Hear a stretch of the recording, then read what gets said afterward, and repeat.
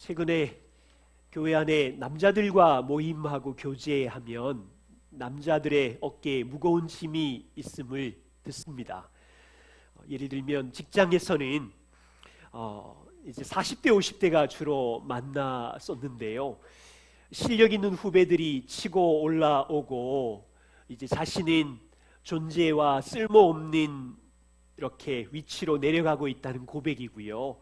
또 5년, 10년 뒤면 은퇴하게 되는데 어떻게 살 것인가 고민입니다.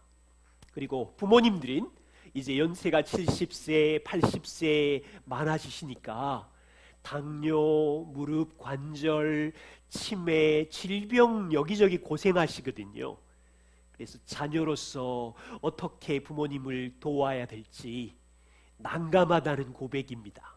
또 집에 오면 10대 자녀들과 부딪히고 갈등이 심할 뿐 아니라 일하고 돌아왔는데 남자로서 쉴 공간이 없는 거예요. 쉴 수 있는 여유도 없고 나는 지쳤어요 라는 고백입니다. 요즘은 코로나로 인해서 사업이 막혔습니다. 재정이 위태롭습니다. 이사는 가야 되는데 주변에 있는 집값은 폭등했습니다. 어떻게 해야 될지 두려움, 이런 현실적인 장벽에 무거운 짐을 지고 있는 남성들, 우리 교회 남자분들 정말로 감사해요. 이런 어려움 중에 또 성실하게 가정을 인도해 주시고 또 사랑으로 공급해 주셔서 감사합니다. 100% 동감해요. 우리는요, 고난의 골짜기의 인생을 걸어가고 있어요. 남성뿐 아니라 여성들도 말할 수 없는 슬픔과 또 고난의 터널을 지나고 있습니다. 나이가 들수록 알게 되는 것 있어요. 정말 20대는 몰랐었는데 나의 두 주먹과 능력으로는 할 수 있는 일이 많지 않구나. 무력함을 나이가 들수록 알아갑니다. 2000년 전 로마 교회 성도들도 우리처럼 고난의 인생을 통과하고 있었습니다. 바울은 성도들에게 고난의 인생을 지날 때 우리는 그리스도인이잖아요. 복음의 열매를 어떻게 맺을 것인지를 오늘 말씀하고 있어요. 그리고 또한 성도들에게 고난의 골짜기를 지나지만 우리에게 주신 은혜와 힘으로 서로에게 공급하고 손대접하고 환대에 힘쓰라고 합니다. 그래서 오늘 이 두 가지를 살펴보면서 특별히 환대는 단지 착한 일이나 선함 정도가 아니라 복음을 경험한 성도가 인생에서 해야 하는 의무임을 우리가 말씀을 통해서 나누려고 합니다. 먼저입니다. 인생의 고난을 지나갈 때 성도는 복음의 열매를 어떻게 맺을까요? 오늘 12절에 소망 중에 즐거워하며 환난 중에 참으며 기도에 항상 힘쓰며, 여러분 이 짧은 절에요 이상한 내용이 많이 포함되어 있어요. 지금 로마 성도들은 박해 시대를 지나고 있습니다. 그 성도들의 일상은 뭐 재정적인 질병, 죽음, 재난 이런 것뿐 아니라 정치적, 사회적으로 박해라는 골짜기를 통과하고 있는 중에 있어요. 2000년 전이나 지금이나 믿지 않는 자나 믿는 사람이나 세상은 누구나 고난이라는 이 골짜기는 정상적으로 경험하는 인생의 과정입니다. 그런데 이상한 것이 있어요. 성도는 고난 속에서 낙심하지 않아요. 인생을 포기하지 않아요. 고난이 있지만 주저앉아서 절망 속에 빠지지 않아요. 바울은 열매가 있대요. 성도는 고난의 골짜기 속에서 열매를 맺는데요. 무슨 열매입니까? 환난 중에 이상한 단어가 등장해요. 고난인데 즐거움의 열매가 있대요. 고난인데 참는데요. 인내의 열매가 있대요. 소망이 자란대요. 고난 속에서 기도에 항상 힘쓰는 열매가 있대요. 자, 2021년을 살아가는 성도 여러분, 환난을 지나면서 바울이 이야기하는 이 열매가 여러분 삶에 있으십니까? 어쩌면 우리 중에는 불가능해요. 나는 도저히. 낙심, 불만. 그렇다면 고난 속에서 어떻게 하면 이런 복음의 열매가 있었을까? 바울은 어떻게 이런 과감한 이상한 단어를 나열하면서 고난을 통과하며 열매 맺으라고 하는 것일까? 보시지요. 여러분, 고난 중에 즐거움과 기쁨이 있습니까? 일반적으로는요, 고통이 밀려오면 그 고통 자체는 기쁘거나 즐겁지 않지요. 고통은 아파요. 괴롭습니다. 우리는 로봇이 아니기 때문에 고통 그대로 받지요. 감정적인 아픔. 그러면 그리스도인은 이 고통을 이를 악물고 나는 기쁘다 체면을 걸면서 억지로 기뻐하기로 결심한 자입니까? 성도는 고통이 극심하면 아프다고 해도 괜찮아요. 하나님, 아파 죽겠습니다. 감정을 토로하세요. 하나님이 그것을 받으시니까. 인생의 터널을 지나는 동안 고통이 아픈 건 사실이지요. 고통의 골짜기를 지나면서 주님이 이루신 복음의 능력도 사실이지요. 그래서 바울은 주 안에서 기뻐하라고 하는 거지요. 자, 보세요. 살아가는 동안 우리는 잘못된 선택과 죄로 인하여 인생과 가정에 고난이 밀려오는 거, 이거 사실이지요. 아파 죽겠지요. 그런데 그 순간에도 우리가 하나님의 자녀라는 것도 사실이잖아요. 여러분, 우리가 잘못된 선택으로 땅의 물질과 땅의 평판을 잃어버릴 수 있지만 그 순간에도 예수의 보혈의 피로 구원받은 자녀이기에 나의 잘못된 선택에 대한 죄가 용서받았기에 즐겁잖아요. 어떤 경우는 내 잘못이 아니에요. 다른 사람의 죄로 실수로 내가 망했고 내가 인생의 환난이 밀려오는 이 현실 힘들어 죽겠지요. 그래서 어떤 시즌은 어두운 환난의 터널을 지나고 있지만 우리는 혼자가 아니지요. 여러분, 성도는 그 환난의 터널 속에 하나님이 동행하시고 나의 인생을 인도하시는 영광의 왕이 있음을 믿는 자, 이것도 사실이지요. 정말 믿으세요? 보세요. 나에게 피해를 준 저 사람에게는 하나님이 없어요. 혼자 살아요. 자기가 선택하고 결정해요. 그런데 우리에게는 지혜자 하나님, 통치자 하나님이 아버지라면서요. 그래서 즐거운 거예요. 환난 가운데 동행하시는 우리의 친절하신 아버지는 환난 속에서도 우리를 향한 놀라운 구원의 목적을 가지고 일하고 있는 것이 사실이고, 고난 속에서 우리를 통치하고 있는 것도 사실이고, 어쩌면 땅에서 재물을 회복할 수도 없고 평판도 회복할 수 없을 수 있지만 우리에게 천국을 기업으로 주신다는 소망이 사실이기 때문에, 자, 초대교회 성도들 보세요. 목숨을 잃어도 그 터널 속에서 즐거워할 수 있는 거예요. 그래서 환난 중에 참을 수 있어요. 인내의 열매를 맺는 거죠. 여러분, 오늘 창세기 12장에도 환난 중에 참으며 인내라는 열매가 있지만 5장, 로마서 5장 3절 5절에서도 비슷하게 이야기해요. 바울의 말을 들어보세요. 우리가 환난 중에도 즐거워하나니, 참 이 단어를 이렇게 어떻게 반대로 쓰면서 환난 중에도 즐거워하나니, 이는 왜 즐거워하냐면 환난이 인내를 만들어내고, 이 인내는 우리를 연단케 하고, 연단은 소망을 이루는 줄 알미라. 환난이 성도에게 인내를 만들어낸대요.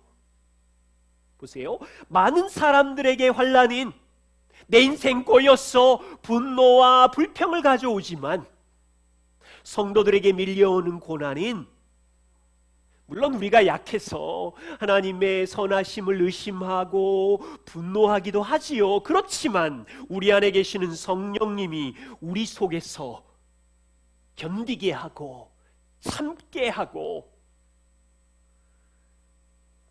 분명한 것은요, 고난을 경험하지 않고는 인내라는, 참음이라는 성품이 일어날 수가 없어요.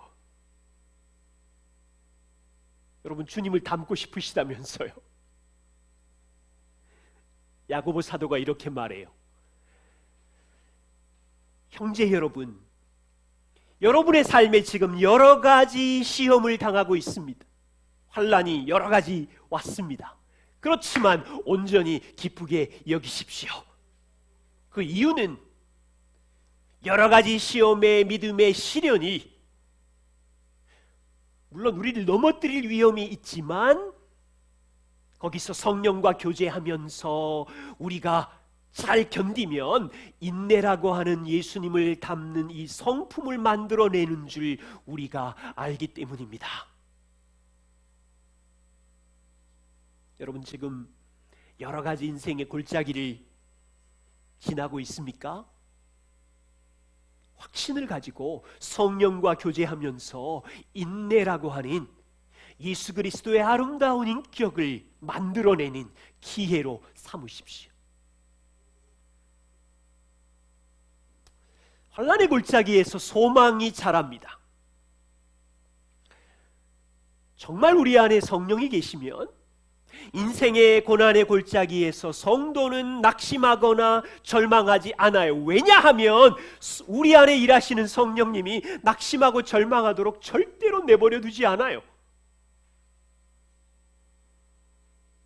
여러분, 성령이 우리 안에 하나님이 계신데, 성령님이 우리 안에 일하시기 때문에 고난의 골짜기를 통과하는 동안 인내라는 성품도 자라게 되지만, 썩지 않는, 새하지 않는 소망이 더 자라는 거예요. 극심한 고난 속에서 바울은 이것을 배웠어요. 그리고 고린도 성도들에게 이렇게 말합니다. 고린도후서 4장 16절을 보십시오. 우리가 낙심하지 아니하노니, 이 말에는 많은 뉘앙스가 있어요. 고난 안에 엄청 자주 넘어지기도 했을 거예요. 우리가 잠시 받는 환난에 경한 것이, 땅에서는 잠시 받는 환난이 많지요. 그렇지만 지극히 크고 영원한 영광에 중한 것을 우리에게 소망으로 바라보게 하기 위함이라. 처음 서론에 한 40, 50대 남자들이 50대, 60대가 되면 직장에서 쓸모없는 존재가 되고 무력한 존재가 된다는 이 거역할 수 없는 현실, 사업하다 망해서 다 잃어버릴 수도 있고 다른 사람의 잘못으로 내 몸이 망가져서 장애가 될 수 있을 때 낙심의 위험이 있지요? 당연히. 그러나 바울은 낙심하지 아니하노니, 왜요? 복음 안에 주신 더 크고 영광스러운 소망이 리얼이니까. 진짜예요? 우리 부모님을 보면 70세, 80세, 눈이 잘 안 보이고 무릎이 아파오고 집도 못 찾고 치매와 당뇨와 연료해지는 인생의 늙음을 막을 장사가 없잖아요. 우리도 그렇게 될 거예요. 내가 신뢰하던 몸에 각 기능들이 저하되고. 여러분, 인생 재밌지 않아요? 왜 그러셨을까?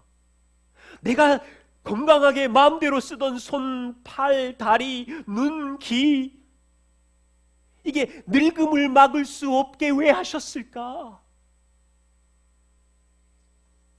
낙심이 밀려오겠지요? 위험이 있지요? 맞아요. 그런데 인생에 누구도 막을 수 없는 늙음의 고난이 있지만 가벼운 거라는 거예요. 하나님의 아들이 복음으로 영원한 영광, 썩지 않는 영광, 더 큰 천국의 영광이 있음을 성령의 교제 안에서 알게 될 때 낙심하지 않아도 돼.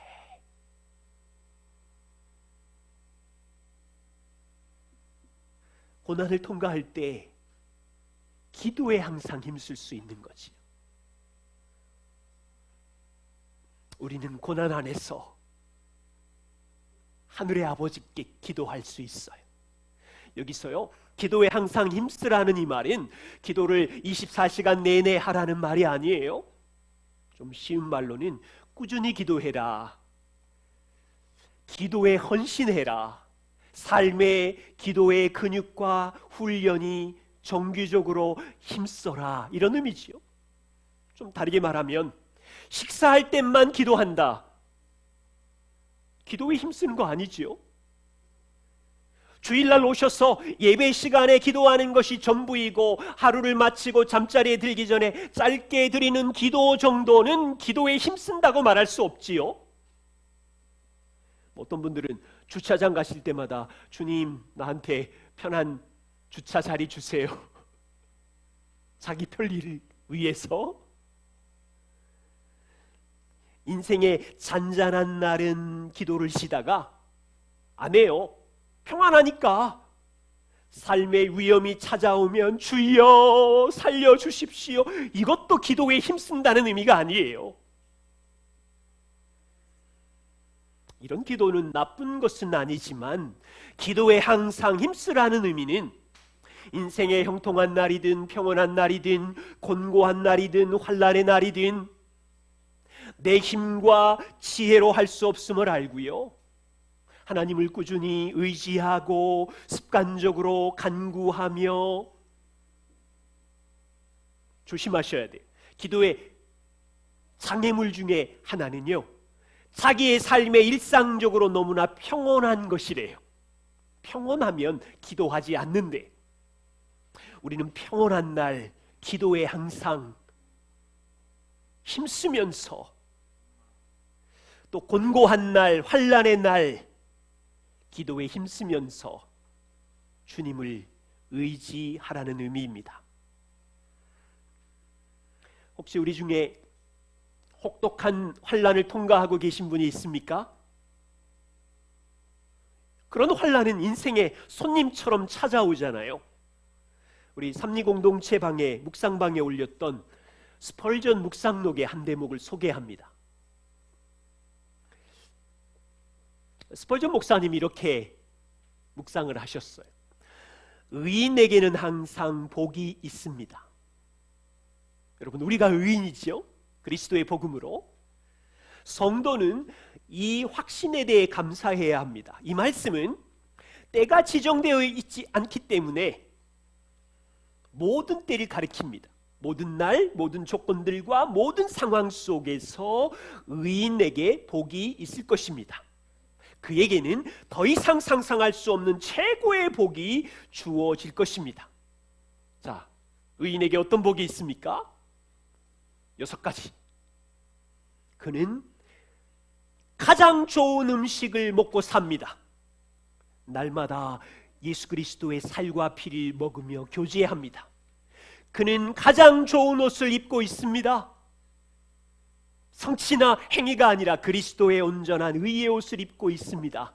그는 가장 좋은 집에 살고 있습니다. 하나님의 안에 있다고 하는 집입니다. 그는 결혼을 잘했습니다. 그의 영혼은 그리스도와 혼인관계를 통해 굳게 결합되어 있기 때문입니다. 그의 인생에는 견고한 보호를 받고 있습니다. 주님이 그의 목자이기 때문입니다. 그는 풍부한 유산을 물려받았습니다.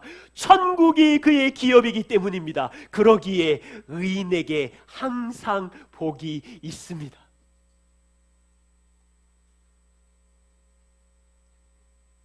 인생의 환난은요, 손님처럼 누구에게나 찾아옵니다.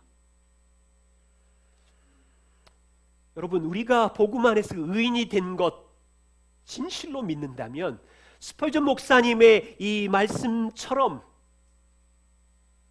환난 속에서도 가장 좋은 음식, 그리스도의 살과 피를 먹으면서, 환난 속에서도 가장 좋은 옷, 그리스도의 의의 옷을 입으면서, 가장 좋은 집, 그리스도 안에 살고 있음을 고백하면서, 가장 좋은 혼인, 예수 그리스도와의 교제를 누리면서 고난의 골짜기를 통과하지만 가장 좋은 견고한 보호, 하나님 아버지의 목자의 보호를 받으면서 어쩌면 땅의 것을 다 잃어버리지만 가장 좋은 천국의 상속을 붙들고 걸어가면서, 여러분, 세상이 이렇게 말하는 우리를 향하여 조롱하겠지요? 저 미친 사람들 좀 봐라, 다 잃어버리고도 저렇게 즐거워해. 정말로 믿으면 그런 소리를 들을 거예요. 진짜요. 이것이 복음 안에 누리는 빼앗길 수 없는 복임을 우리가 믿기 때문에 환난을 통과하는 동안 기쁨과 인내와 소망과 기도 안에서 주님을 더욱 의지하고 사랑하면서 걸어갈 수 있는 거예요. 두 번째입니다. 손대접하기를 힘쓰라. 13절에 성도들의 쓸 것을 공급하며 손대접하기를 힘쓰십시오. 이 말씀은요, 오늘날 교회에서 잊혀져가는 문화가 되었습니다. 우리 잠깐이지만 이 손대접의 성경적인 중요성을 확인해 보려고 합니다. 신약 성경을 보시면요, 여러 곳에서 손대접을 자주 이야기해요. 베드로전서 4장 8절과 9절에 보시면 무엇보다도 뜨겁게 서로 사랑할지니 라고 말하면서 서로 대접하기를 원망 없이 넘치게 하십시오 라고 말합니다. 히브리서 13장 1절과 2절에도 형제 사랑하기를 계속하고 손님 대접을 잊지 마십시오 라고 해요. 한편 문화적으로 보면 초대교회 당시에 가난한 사람들, 핍박받는 사람들, 이런 사람을 대접하는 일을 문화적으로 이해할 수 있어요. 또 복음을 전하는 전도자들을 대접하는 일이 그 시대 상황 속에서 필요한 성도의 열매로 여겨집니다. 그런데 성경을 살펴보시면 이 손님 대접, 이 환대를 단지 문화적인 상황에서 해야 하는 착한 선행으로 힘쓰라라고 하기에는 성경 전체의 주제를 볼 때 그 이상이에요. 성경은 환대를 하나님이 누구신지를 나타내는 성도의 의무로 성경 전체에서 이야기하고 있어요. 먼저 우리 구약에 있는 레위기 말씀을 좀 보시지요. 표준 세번역 성경입니다. 제가 읽어드리면 레위기 19장 33절, 외국 사람이 나그네가 되어서 너희의 땅에서 너희와 함께 살 때에 너희는 그 외국 사람들을 억압해서는 안 됩니다. 너희와 함께 사는 그 외국인 나그네를 너희의 본토인처럼 여기고 그들을 너희의 몸과 같이 사랑하십시오. 왜냐하면 너희도 이집트 땅에 살 때에 외국인 나그네 신세였고 내가 주 여호와니라.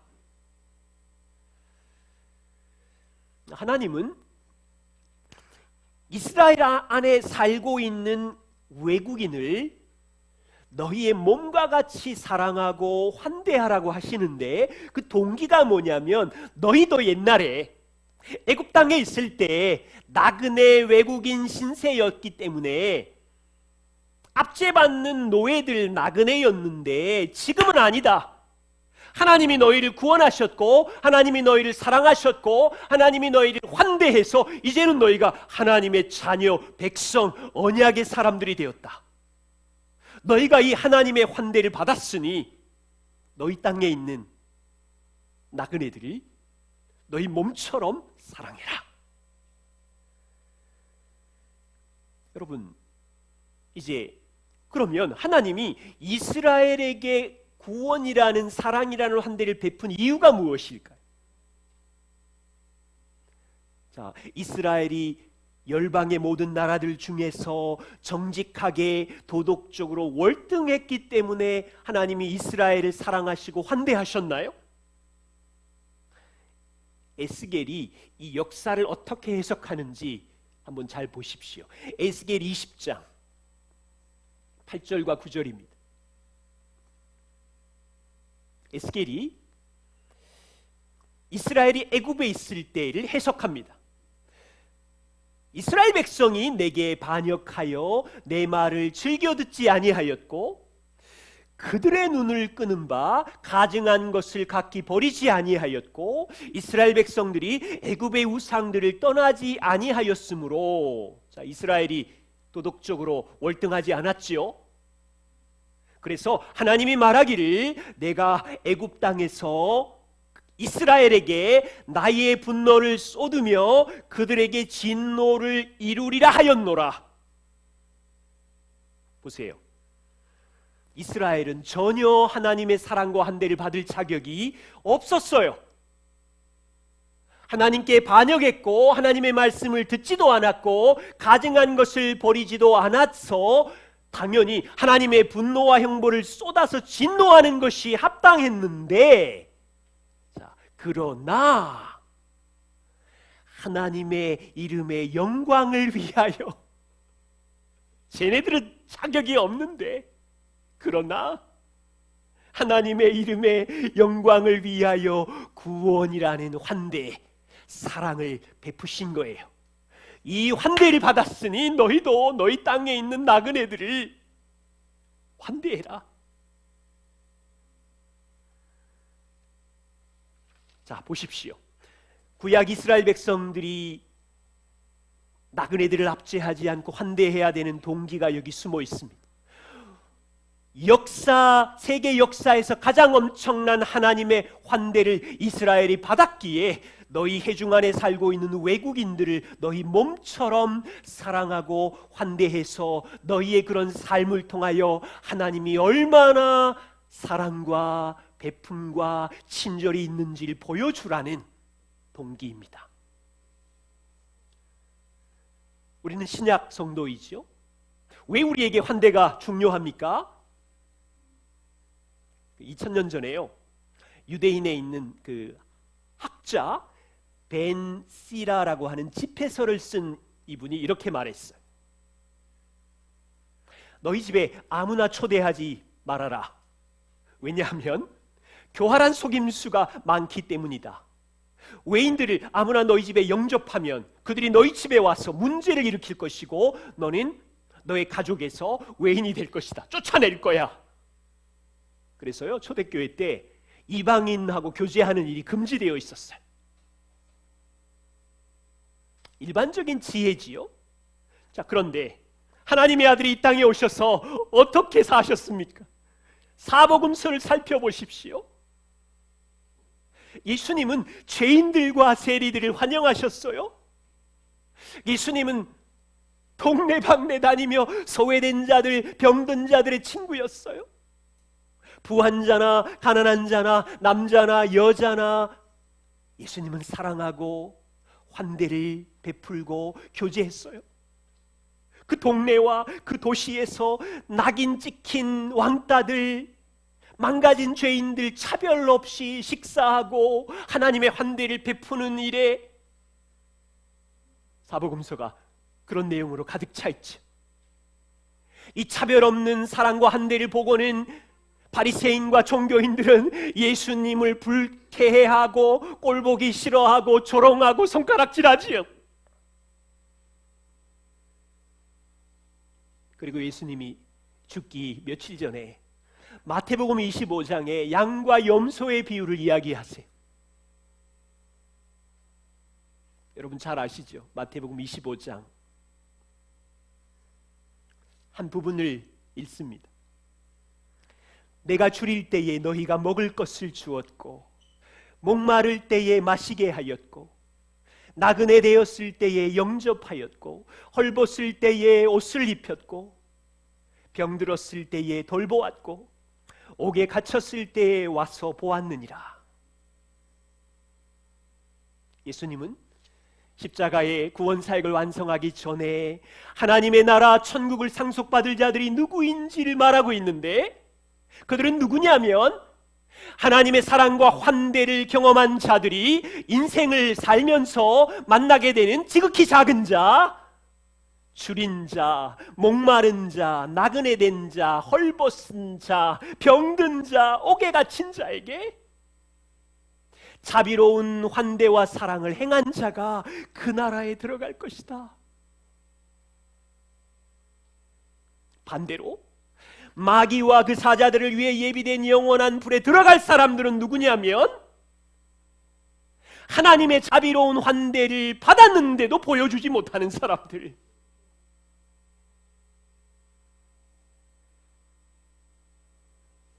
예수님은 지금 양쪽 모두 다 내 형제 중 지극히 작은 자에게 베푼 자비로운 환대 행위를 나에게 한 것이다, 이렇게 보시는 거예요. 자, 그렇다면 성도의 사랑의 나눔들이, 환대의 삶은 단지 그냥 착한 일이나 구제 정도가 아니에요. 그 이상으로 중요해요. 이것은요, 하나님의 사랑과 환대를 경험한, 복음을 경험한 사람들이 직장이나 교회나 세상 속에서 만나는 가난한 자, 낯선 자, 병든 자, 헐벗은 자, 상처 입은 자, 외로운 자들, 고통을 당하는 자들에게 우리가 경험한 하나님의 환대와 사랑을 흘려보내는 일이 얼마나 중요한지를 보여주는 거예요.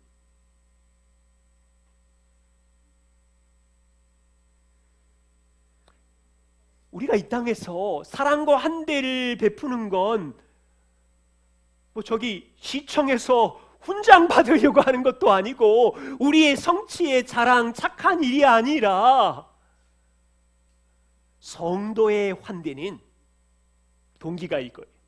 죄로 인해 영원한 형벌을 받아야 하는 우리였는데 하나님 편에서 전부인 아들까지 주신 사랑의 환대를 경험한 사람들만이 할 수 있는 거예요. 동기를 바르게.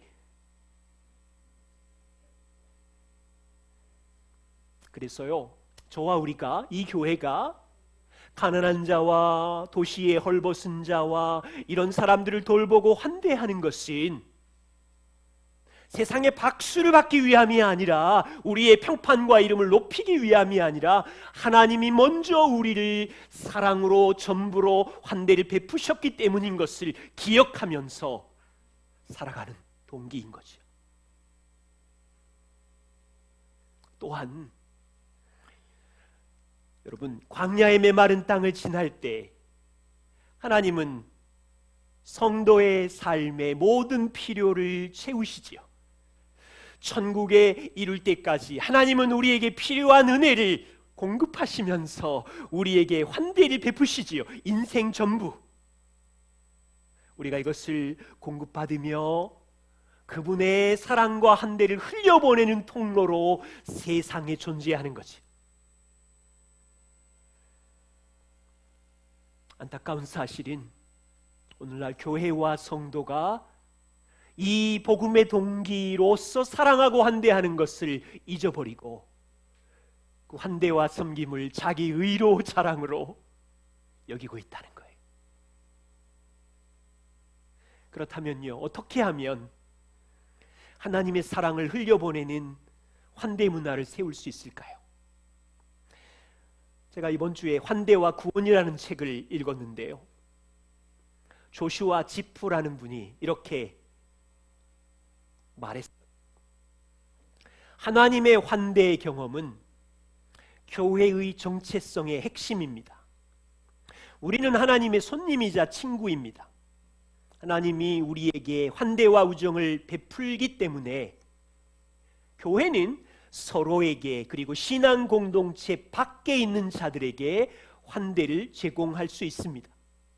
하나님이 자기 백성을 환영하고 환대하듯이 하나님의 백성 교회도 서로에게 환대를 베풉니다. 그리고 우리는 하나님을 본받기 때문에 특히 우리와 다르고 우리의 공동체 밖에 속하는 다른 사람에게도 환대를 베풉니다. 이 환대는 교회의 세상 안에서의 사명입니다. 환대를 발전시키면 다양하게 할 수 있죠. 도시의 빈민들, 북한의 고아들, 어려움 중에 있는 미혼모들, 환대 문화를 확장할 수 있습니다. 그래야 복음의 열매니까. 이 시간 우리가 직접 적용할 수 있는 간단한 두 가지를 말씀드립니다. 첫 번째는요, 우리의 집을 오픈하고 사람들을 초대하는 환대를 인생 속에서 계속해 가십시다. 요즘 신방 아주 많이 형식적이 되어가고 정말 음식을 나누고 교제하고 이런 일이 어렵고 부담스러운 시대가 되었습니다. 저의 경험상 교회 시작할 때부터 지금까지 새가족들과 또 1년의 또 어려움 중에 또 여러 가지 상황 속에서 성도님들을 저희 집에 함께 식사하고 교제하면서 이것이 얼마나 유익한지를 배웠습니다.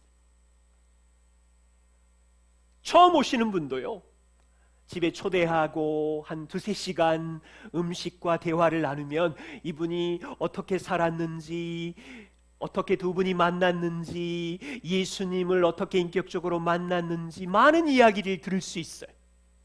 그리고 최근 어떤 인생의 어려움과 골짜기가 있는지 이런 이야기를 들으면서 깊이 친밀하게 알아가고 교제하는 일입니다. 이것을 확장하면 주변에 있는 가족들, 옆에 있는 이웃들, 믿지 않는 친구들 초대해서 복음을 나눌 수 있는, 요즘 다 문을 잠그고 있는 이때에 이 가정을 오픈하고 함께 교제할 수 있는 것은 놀라운 회복해야 되는 문화라고 저는 확신합니다. 물론 집을 치우고 음식을 준비하는 일이 작은 스트레스겠지만 그것을 뛰어넘어 더 놀라운 유익을 누리는 일에서 우리가 함께 자라기를 소망합니다. 두 번째는요, 교회 안에서 처음 오시는 새가족들을 적극적으로 환영하고 달려가는 거예요. 저는 우리 교회 민준이로 인하여 정말 감사해요. 얼마나 모든 사람을 좋아하는지요. 성도들 이름을 부르면서 인사하고 만납니다.